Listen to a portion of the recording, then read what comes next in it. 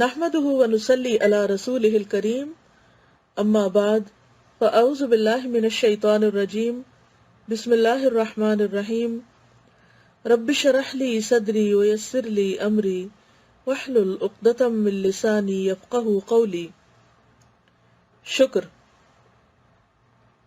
شکر یہ ہے کہ آدمی خدا کی نعمتوں کا اعتراف کرے۔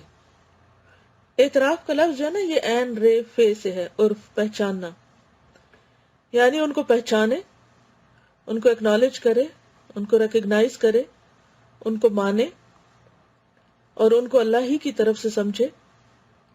یہ اعتراف اصلاً دل میں پیدا ہوتا ہے، یعنی یہ دل کا فعل ہے، اور پھر وہ الفاظ کی صورت میں آدمی کی زبان پر آ جاتا ہے، یعنی دل کے جو جذبات ہوتے ہیں، دل کی جو باتیں ہوتی ہیں، پھر وہ منہ پہ آتی۔ انسان کو خدا نے بہترین جسم اور دماغ کے ساتھ پیدا کیا ہے، اور یہ ہم سب جانتے ہیں کہ جتنی بھی مخلوق ہے، جتنی بھی اللہ کی کریشن ہے، ان میں سب سے زیادہ بہترین مخلوق جو ہے وہ انسان ہی ہے۔ قرآن پاک میں اللہ تعالیٰ فرماتے ہیں لَقَدْ خَلَقْنَا الْإِنسَانَ فِي أَحْسَنِ تَقْوِيمٍ، کہ ہم نے انسان کو بہترین حالت پر پیدا کیا ہے۔ اور ایک اور جگہ پر اللہ تعالیٰ فرماتے ہیں وَلَقَدْ كَرَّمْنَا بَنِي آدم، ہم نے بنی آدم کو عزت بخشی، یعنی باقی مخلوق کے مقابلے میں۔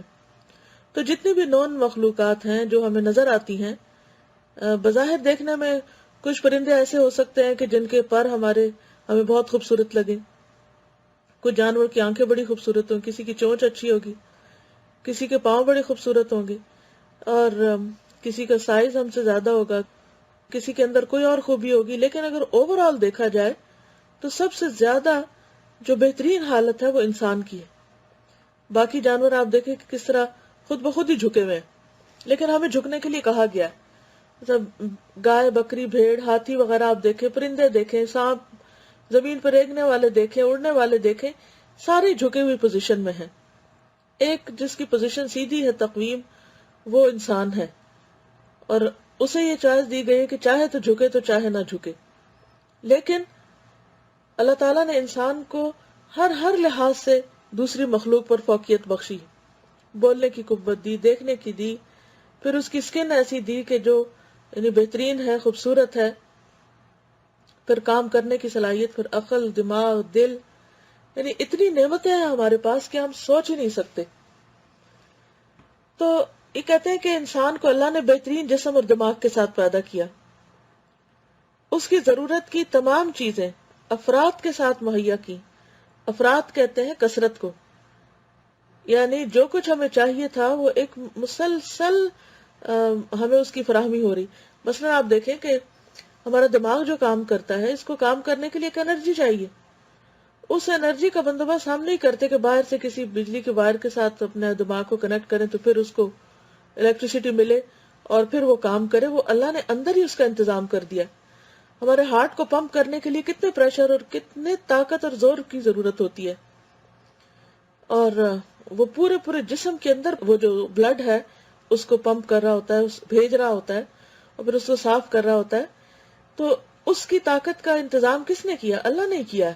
وہ ہمیں باہر سے نہیں سپلائی کرنی پڑتی، اور ساری طاقت جو ہے وہ ہمارے جسم کے اندر سے آتی ہے، اور جسم کو طاقت دینے کے لیے ہم کھانا کھاتے ہیں۔ ان کھانوں میں اللہ نے کیسی لذتیں رکھ دی ہیں، کیسا ٹیسٹ اور مزہ رکھ دیا ہے۔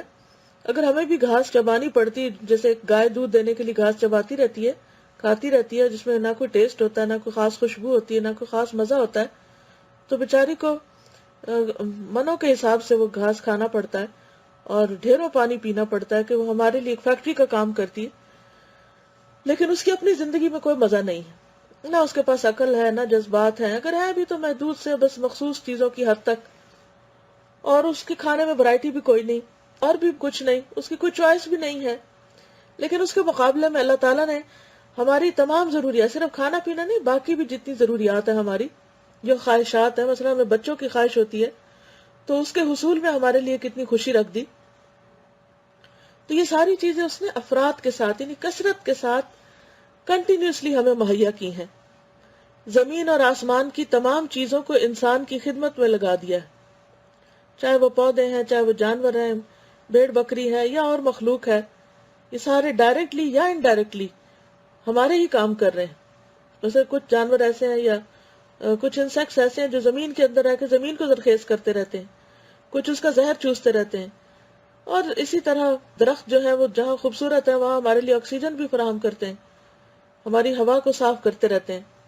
تو یہ سارے دراصل ہماری خدمت میں لگے ہوئے ہیں.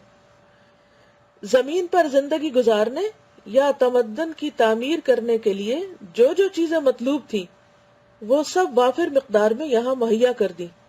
یعنی جو کچھ ہمیں چاہیے تھا، ہمیں انڈیویجولی بھی یا ایک سوسائٹی کی حیثیت سے، تو وہ سب کچھ اللہ نے ہمیں خوب خوب عطا کیا. سورج کی روشنی، پانی کی کثرت، بارش، بادل، ہوا، اور بذات خود مٹی کی شکل میں زمین میں جو قدرت اور جو طاقت رکھ دی. انسان ہر لمحہ ان نعمتوں کا تجربہ کرتا رہتا ہے.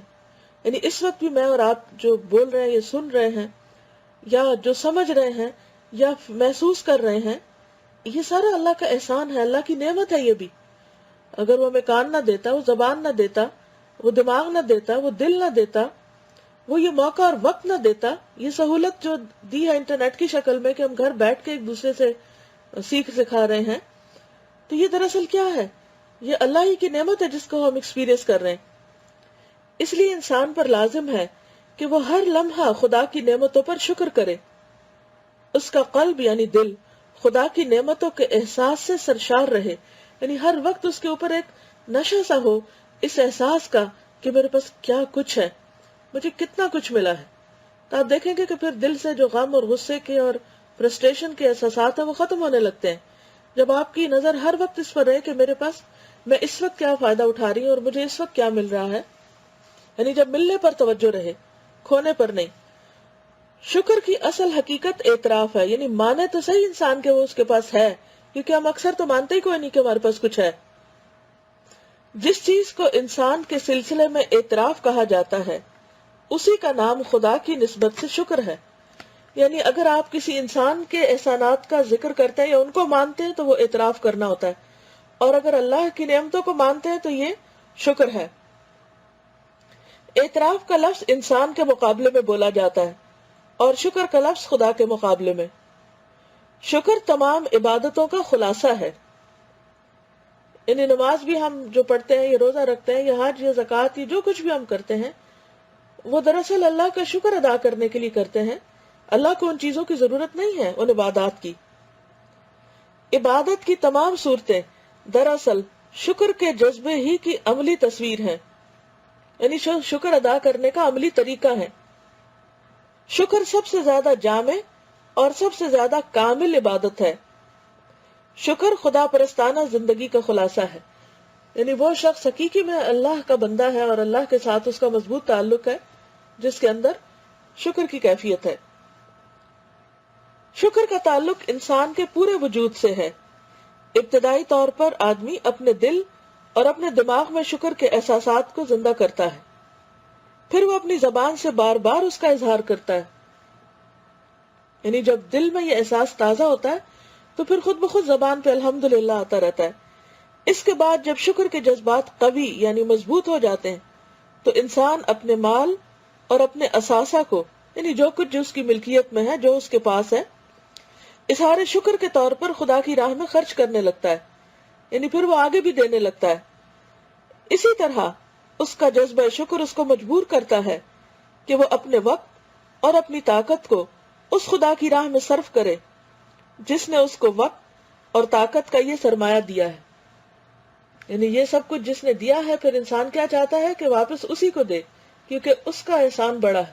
لہٰذا اگر وہ بندوں کو بھی دیتا تو دراصل بندوں کو نہیں دیتا، وہ اللہ ہی کو دے رہا ہوتا ہے اور اللہ ہی سے اس کا اجر چاہتا ہے، اور وہ اپنے محبت کے جذبات کے اظہار کے طور پر دیتا ہے. جیسے کوئی انسان کسی کو تحفے کے طور پہ کوئی چیز دے تو تحفہ اس لیے تو نہیں دیا جاتا کہ دوسرا شخص جو ہے وہ اس کا محتاج ہے، لیکن وہ اپنے دل کی محبت کے جذبات کا اظہار ہوتا ہے. اسی طرح جب ہم اللہ کے نام پر کوئی بھی کام کرتے ہیں تو دراصل وہ ہمارے جذبات کا اظہار ہونا چاہیے، نہ کہ یہ کہ نعوذ باللہ یہ سوچے کوئی کہ اللہ کو اس کی ضرورت ہے، یا چونکہ اللہ نے کہا ہے تو اس لیے ہم کر رہے ہیں. ہمارا وجود پورا کا پورا خدا کا دیا ہوا ہے. ہم ایک ایسی دنیا میں جیتے ہیں جو سب کا سب خدا کا عطیہ ہے.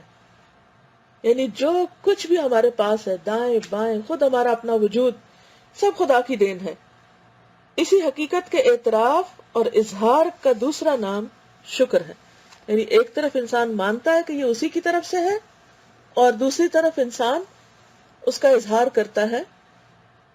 تو گویا انسان کی زندگی انہی کیفیات کے درمیان میں ہے. اگر انسان اللہ سے یہ سب کچھ منسوب کرتا ہے کہ اسی نے کیا ہے سب، تو یہی دراصل توحید ہے. اللہ کے علاوہ دوسروں کی طرف ان چیزوں کو منسوب کر دینے کا نام شرک ہے. تو اللہ تعالیٰ سے دعا ہے کہ وہ ہمیں عمل کی توفیق دے. اگر اس ٹاک کے اوپر اگر آپ سمجھتی ہیں کہ کوئی اپنے کمنٹ زبانی شیئر کرنا چاہتا ہے، یعنی اگر سننے کے فوراً بعد کسی کے دل میں کوئی بات آ رہی ہو یا کوئی احساس جاگا ہو، تو وہ اپنے احساس کو شیئر کر سکتے ہیں. ایک بات پر اگر آپ لوگ غور کریں کہ جب دل میں اللہ کی نعمتوں کا احساس جاگتا ہے نا، تو دل خوشی سے بھر جاتا ہے اور آپ ایک مطمئن انسان ہو جاتے ہیں. پھر وہ جو پہلے بات ہوئی تھی نا کہ انسان دوسروں کے رویوں سے اوپر اٹھ کے معاملہ کرے، وہ کیفیت اسی وقت آتی ہے. یہ ساری چیزیں جتنے بھی ٹاپکس ہم پڑھ رہے ہیں یہ انٹر ریلیٹڈ بھی ہیں. وہ کیفیت اسی وقت دل میں آتی ہے جب انسان کے اندر کچھ پانے کا احساس ہوتا ہے، جب وہ سمجھتا ہے کہ میرے پاس بہت کچھ ہے.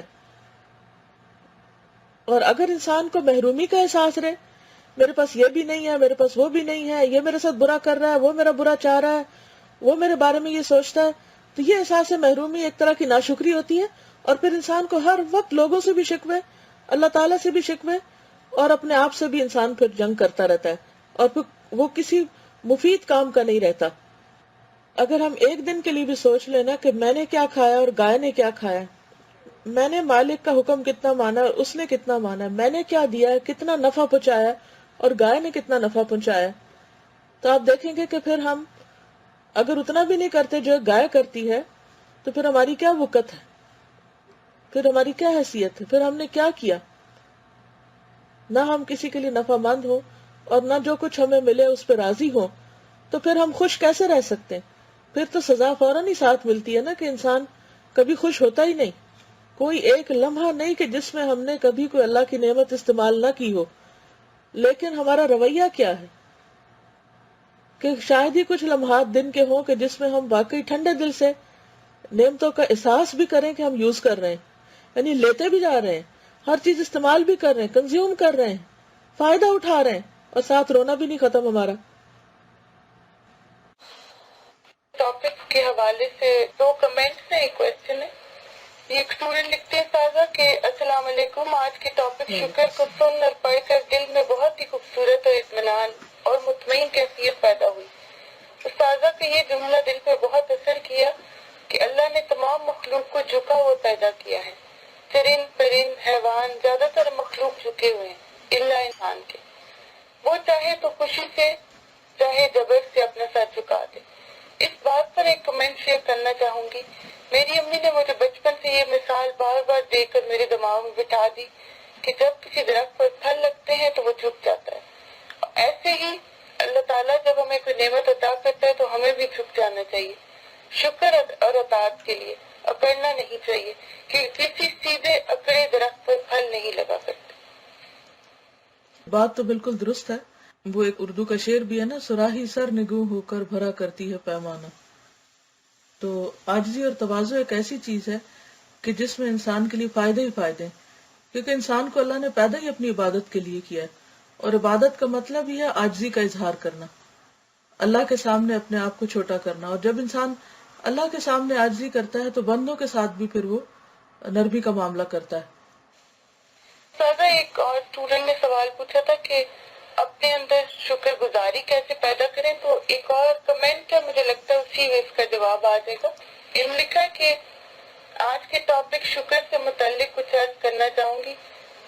آپ ہی کی بات کرنا چاہتی ہوں جس سے میرے رویے میں زبردست تبدیلی رونما کی. الحمدللہ آپ کے ایک لیکچر والدین ہماری جنت میں، جس میں آپ نے عرض کیا کہ اگر ہم اپنی زندگی سے شکوہ شکایت نکال دیں تو ہمارے لیے شکر گزاری کرنا آسان ہوتا ہے. یعنی شکوہ اور شکایت جو شکر گزاری کا اپوزٹ ہے وہ کرنا بند کر دیں، خود بخود شکر گزار ہو جاتا ہے. اور یہ معاملہ اللہ تعالیٰ اور اس کے بندوں دونوں سے ہو سکتا ہے.